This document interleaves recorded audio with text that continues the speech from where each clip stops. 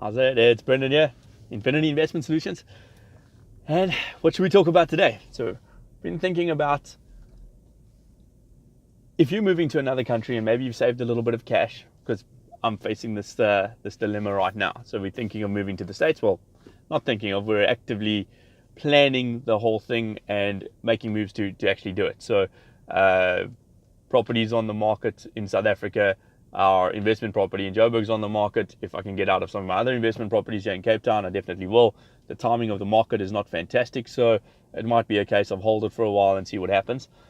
But there's some interesting thoughts that start going through my head. So for example, if you're not tax resident in one particular country, how much money can you save, and would that be enough money to fund your travels around the world?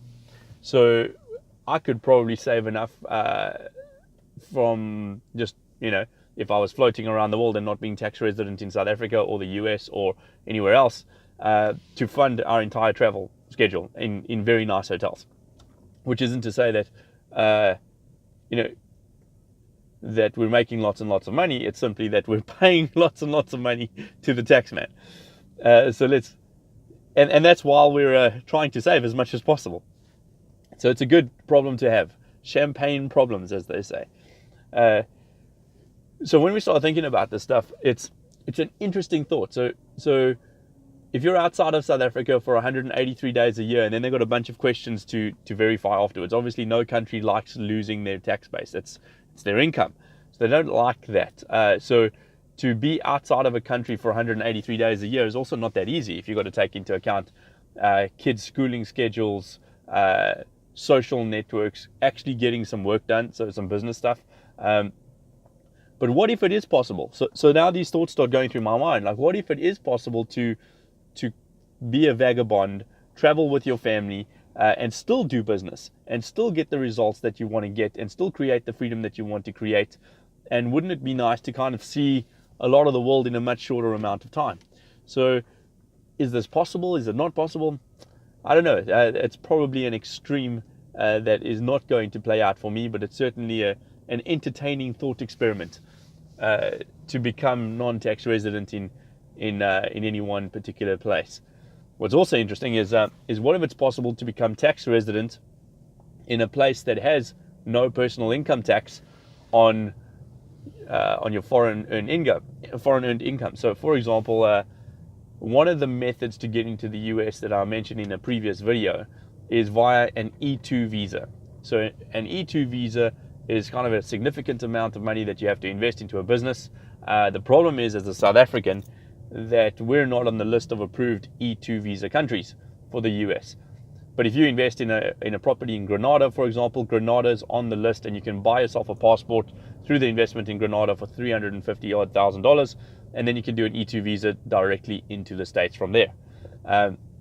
However, if you're a little bit patient, you could go and do a friendly nations visa through Panama for a lot less money. You literally only have to pay the lawyer's fees, set up a company or an LLC in Panama.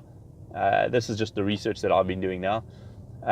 Put $5,000 in a bank account in Panama, do the residency application, and then once you've been resident for 5 years, you can do the E2 visa from Panama into the States.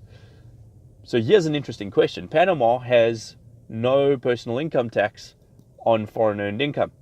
So if I go and get the tax resident, or if I get the actual residency and then become tax resident in Panama and not in South Africa anymore, all of a sudden the income I'm earning from my business in the States, if it's flowing into my personal hands, there's no personal income tax on it.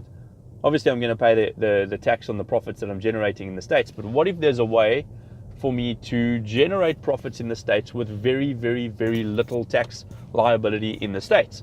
So one of the methods we use is now, obviously, I don't do tax advice. So I'm not a tax planner. I'm not a financial expert. I'm not anything. I'm just sharing with you the thoughts that go through my head and some of the strategies that I use to create cash flow and income for myself, so that and obviously if I can minimize the tax leakage, I don't have to perform as well or as good. Like I can have my goals much, much, much smaller in order to achieve the same result if I have less leakage.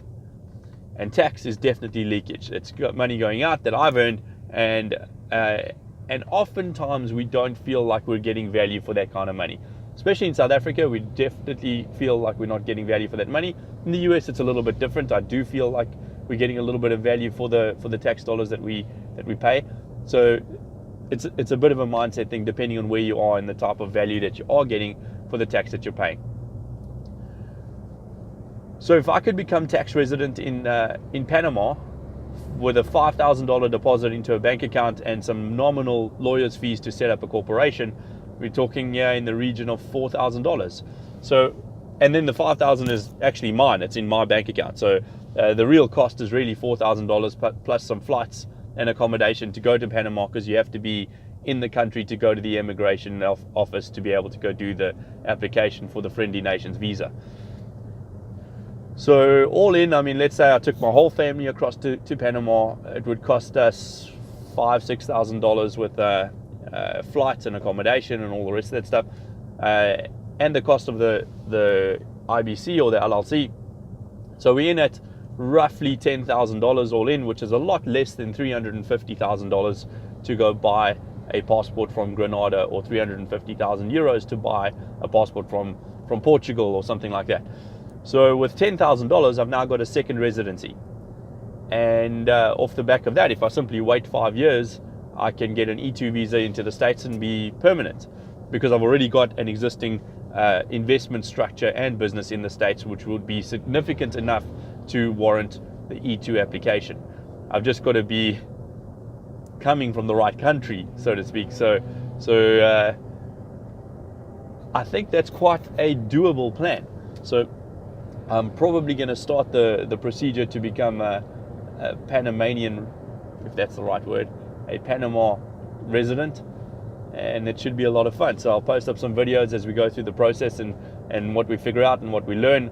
I'm sure it's not going to be as easy as everything I've learned or researched on the internet, but it's all in the execution. It's get stuff done. But here's what I was talking about earlier, is if it's possible to create cash flow with no tax liability in the States.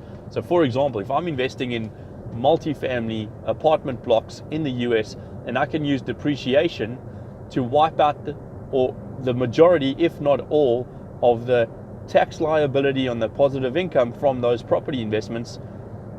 If I'm earning, let's say, an 8% return on $1 million, that's $80,000 a year. That $80,000 a year, if I don't have to pay tax on it because of the depreciation allowance, all of a sudden $80,000 a year is a significant sum of money to be able to live a reasonable lifestyle anywhere in the world. So if I were earning $80,000 a year and paying 30 to 40% tax on that money, well, that's a different animal. Now I need $2 million deployed in order to come out roughly at the same number, at $80,000 to $100,000 a year in net income if I'm paying 30-40% tax. And obviously in South Africa, if you're in the top tax bracket, you're going to be paying 43%, somewhere around there. So if I've got to deploy $2 million to have the same net income because of the tax leakage, that's a terrible situation to be in. If I can deploy $1 million, it makes the goal much, much, much smaller to achieve the same level of global financial freedom.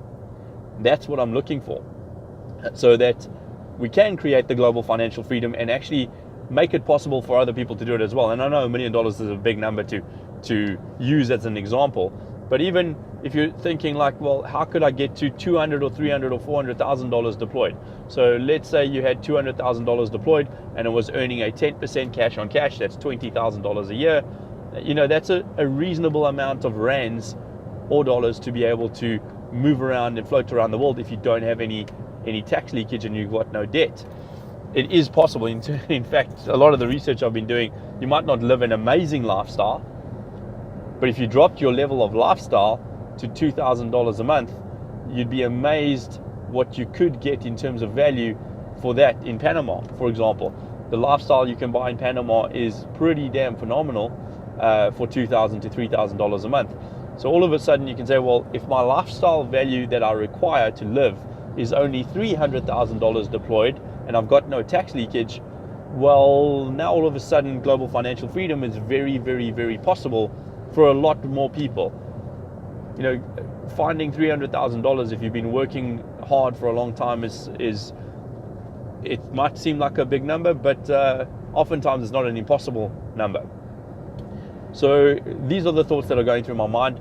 As I research more, I'll post up some more videos, and I hope to see you in Panama, in Central America.